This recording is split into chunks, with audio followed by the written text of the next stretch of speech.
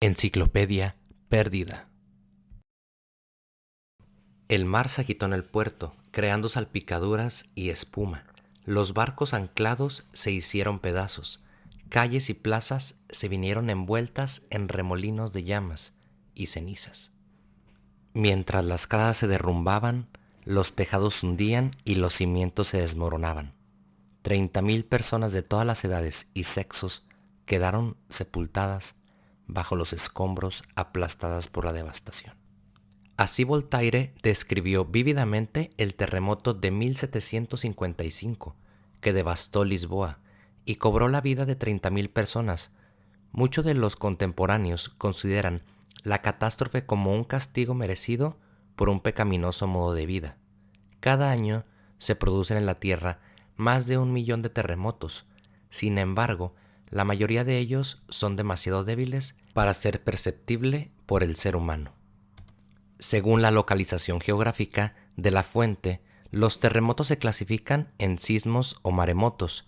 La distinción entre sismos locales, sismos cercanos y sismos lejanos viene determinada por su distancia a la fuente.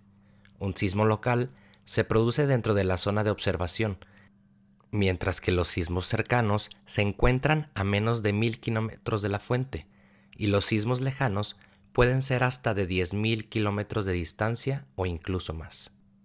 Los terremotos se clasifican en su función a su intensidad, en pequeños, medianos, grandes o globales. Los terremotos más potentes se registran en todo el mundo. La profundidad de la fuente distingue los terremotos como cercanos a la superficie, normales o profundos. Cuando se produce un terremoto, las oscilaciones concéntricas, conocidas como ondas sísmicas, se propagan por toda la Tierra. El término sismo procede del griego y significa sacudir. Los movimientos del suelo más intensos se producen cerca del epicentro, el punto de origen del terremoto. Los científicos analizan estos movimientos utilizando instrumentos y observaciones del terreno. El sismógrafo es el instrumento más importante para medir y estudiar los terremotos. Registra las ondas generadas por el sismo para obtener lecturas precisas. El sismógrafo debe tener un contacto mínimo con el suelo para no tener en cuenta los movimientos constantes de la Tierra. Para aislar los sismógrafos de los movimientos del subsuelo, se utilizan fijaciones especiales con muelles y bisagras. Las distancias desde la fuente del terremoto pueden determinarse mediante una curva de tiempo sísmico. Este modo se basa en la llegada de distintos tipos de ondas a puestos de observaciones científicos, en momentos diferentes. Analizando estos datos, es posible calcular la distancia al epicentro. Para estos cálculos, se emplea tecnología informática moderna. Una vez establecida la localización de un terremoto, su fuerza se mide en magnitudes en la escala de Richter. Esta escala fue introducida por el sismólogo californiano Charles Richter en 1935. Las medidas de intensidad se derivan de los efectos observados del sismo y expresan subjetivamente mediante la escala de Mercalli.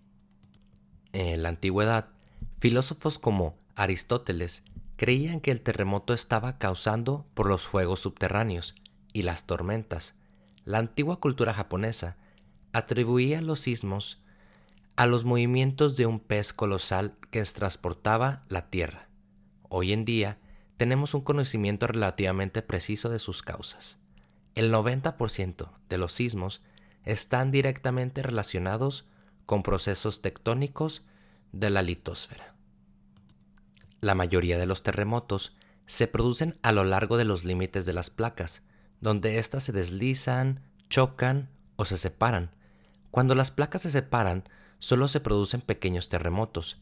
Las sacudidas más fuertes se producen cuando una placa empuja a otra, acumulando una inmensa presión que puede liberarse de repente, provocando un terremoto. Un ejemplo es el terremoto de 1985 en la Ciudad de México, que se cobró 10.000 vidas, la falla de San Andreas, que discurre a lo largo del límite de entre las placas norteamericana y pacífica, presentan un desplazamiento horizontal. Desde el terremoto de Loma Prieta en 1989, la placa norteamericana se levantó 1 metro, mientras que la placa del Pacífico se desplazó 2 metros hacia el noreste. Afortunadamente, la mayoría de las ondas de choque fueron absorbidas bajo la superficie terrestre. Los terremotos que se producen a más de 100 kilómetros de profundidad suelen ocurrir en los bordes continentales o en la cadena de islas cercanas a fosas marítimas profundas o en montañas volcánicas jóvenes.